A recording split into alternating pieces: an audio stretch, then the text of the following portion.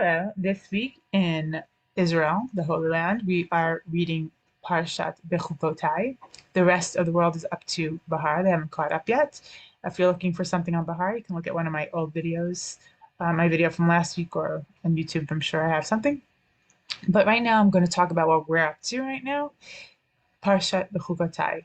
And in it, God tells the nation of the blessings they will incur if they follow in his ways. And then it goes on to list all these, it's the admonition, it's called a tochacha. And they're curses. They're horrible things that happen to the people when they don't walk in God's ways. Um, and I really want to focus on the beginning, um, where it says, it opens up the parsha, "Im bechukotai telechu, ve'et mitzvotai tishmaru ve'asitim otam."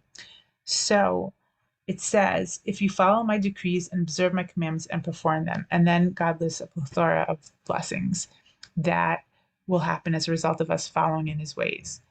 But I want to look at the words that are used here because I think there's a valuable lesson that we can get out of these words. Because it talks about two different kinds of commandments, a chok, which is known traditionally. A chok is something that God commands us to do that we do not understand, like the para aduma, like the red heifer. The laws are very difficult to understand logically, and it comes to a point where we just have to accept this is God's will, trust that God, with the infinite knowledge, knows something we don't, and we do it because God commanded, and we have faith in God that if He commanded, it's the right thing.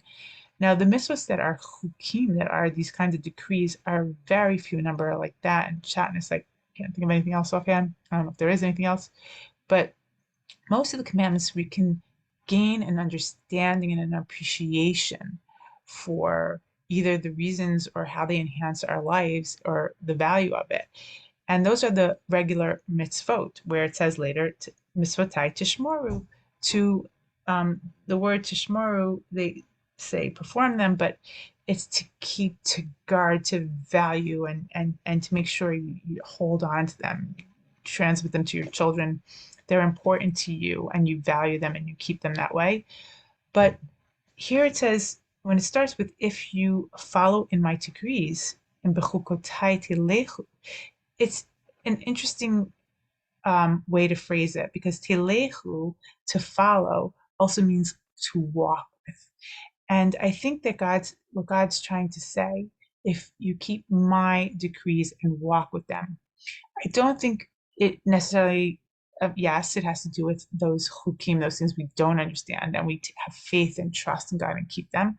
That is pshat, that is the simple understanding of the words being used.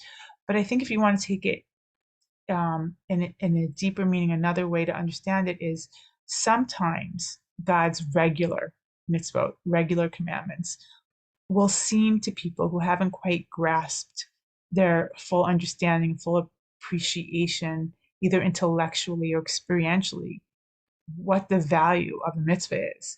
If you stick to it and you keep it and you walk with it, meaning you take it, you walk with it on your journey of life, telechu, keep it with you, walk with it. Don't abandon it because it didn't make sense to you and say, I'm not keeping this commandment because that's a chok of God, something I don't, it's not for me, it's God's law that I don't quite get. And so therefore I don't have to keep it. But instead, no, you will take it with you with the knowledge that hopefully one day you will gain an appreciation and understanding that it won't just seem like God's law that makes no sense to you, but it will transform into the mitzvah, into the commandment that it's meant to be, where you'll appreciate it at value and you will want to keep it and guard it and transmit it to the next generation. And I think that in life, if I mean, I found this in my own life, a lot of the commandments that might not have spoke to me, that I didn't feel I really connected to, but I kept them anyway. And it was difficult for me, but I tried to learn a lot about it and um, keep it without the cynicism of me thinking that, oh, this is just isn't for me, and therefore chucking it, but holding on to it in faith and hope that one day it would have meaning to me. After, you know, going through personal growth and learning, and doing something for a number of years, eventually I saw the beauty and the value, and it added so much to my life.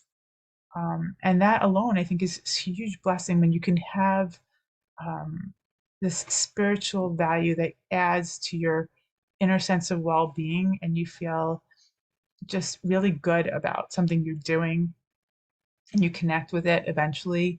That is such a blessing in and of itself, to have that kind of experience.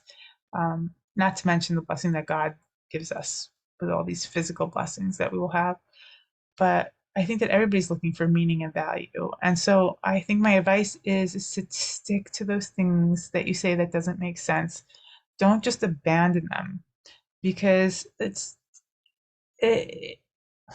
it just will end up, losing, you lose more and more in the end, instead of gaining.